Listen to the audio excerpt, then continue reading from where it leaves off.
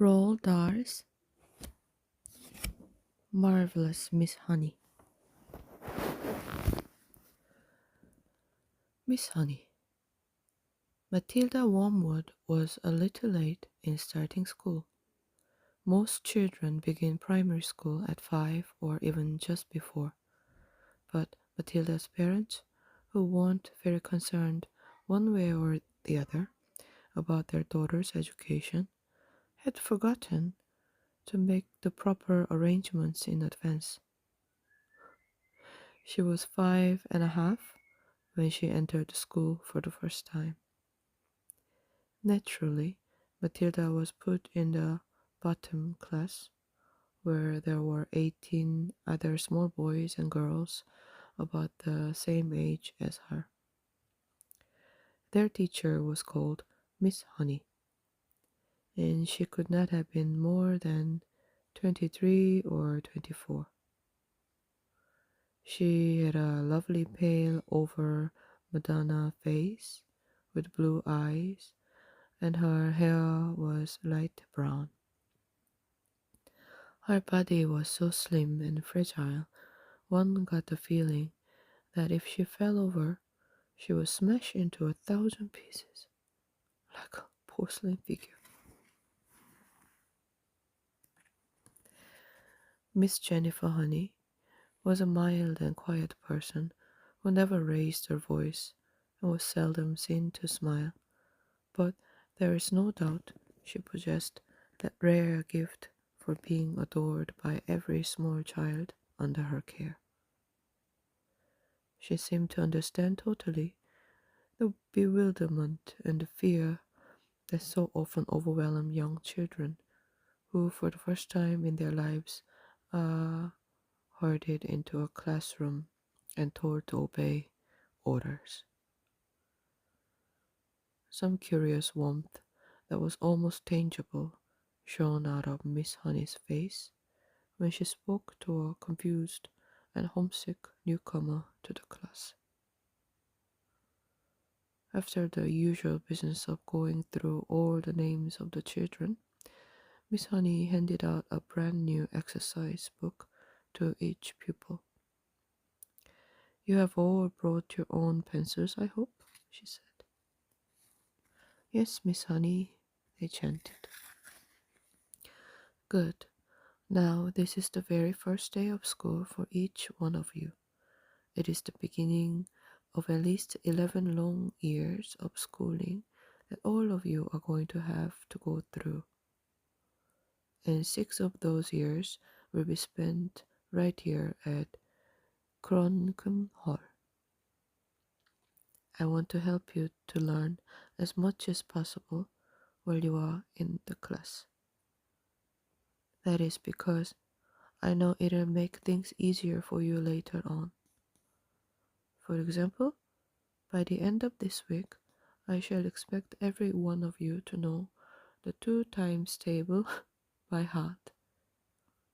And in a year's time, I hope you will know all the multiplication tables up to 12. It will help you enormously if you do. Now then, do any of you happen to have learned the 2 times table already?" Matilda put up her hand. She was the only one.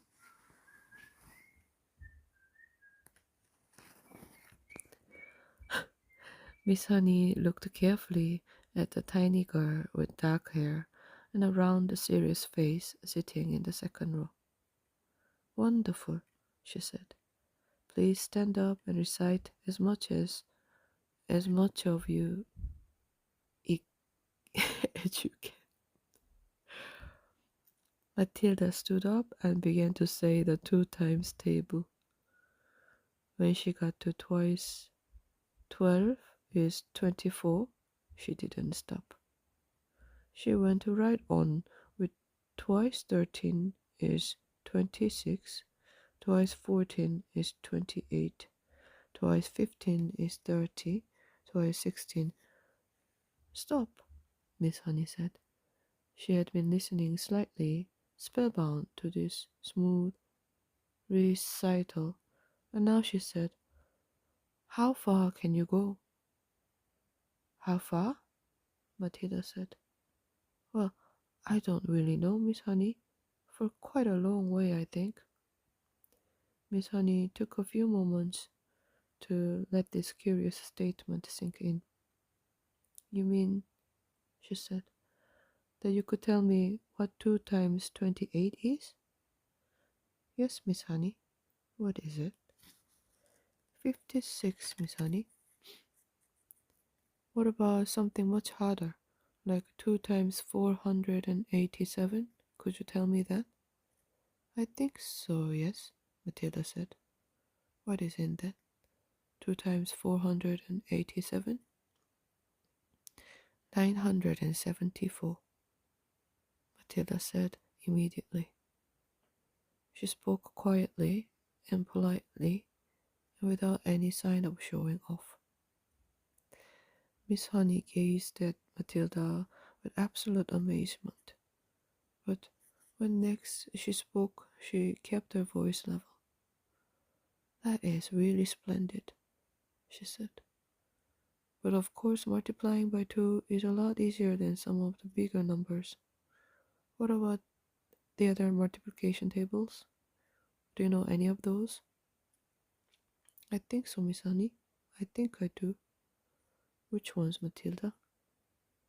"How far have you got?" "I don't quite know," Matilda said. "I don't know what you mean." "What I mean is, do you, for instance, know the 3 times table?" "Yes, Miss Honey." "And the 4 times?" "Yes, Miss Honey." "Well, how many do you know, Matilda? Do you know all the way up to the 12 times table?" "Yes, Miss Honey." "What are 12 sevens?" 84, Matilda said. Miss Honey paused and leaned back in her chair behind the playing table that stood in the middle of the floor in front of the class. She was considerably shaken by this exchange, but took care not to show it. She had never come across a 5-year-old before, or indeed a 10-year-old who could multiply with such facility. "I hope the rest of you are listening to this," she said to the class. "Matilda is a very lucky girl. She has wonderful parents who have already taught her to multiply lots of numbers." "Was it your mother, Matilda, who taught you?" "No, Miss Honey, it wasn't." "You must have a great father then. He must be a brilliant teacher." "No, Miss Honey," Matilda said quietly. "My father did not teach me." "You mean you taught yourself?" "I don't quite know," Matilda said truthfully. "It's just that I don't find it very difficult to multiply one number by another." Miss Honey took a deep breath and let it out slowly.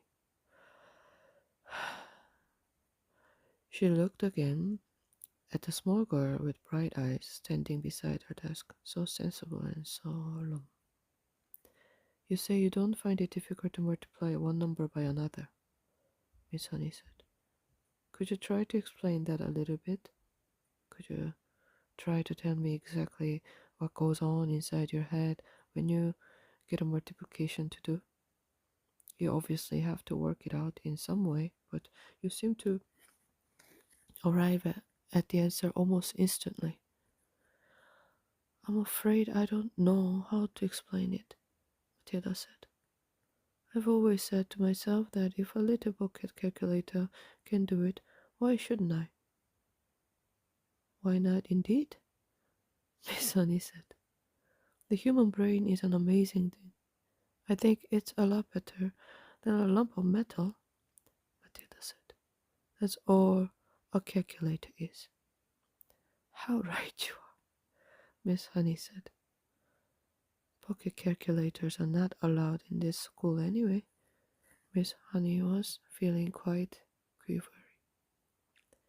There was no doubt in her mind that she had met a truly extraordinary mathematical brain, and words like a child genius and prodigy went flitting through her head. She knew that these sorts of wonders do pop up in the world from time to time, but only once or twice in 100 years. After all, Mozart was only 5 when he started composing for the piano, and look what happened to him.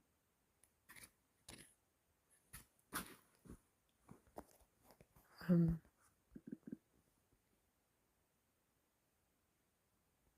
is it a happy ending?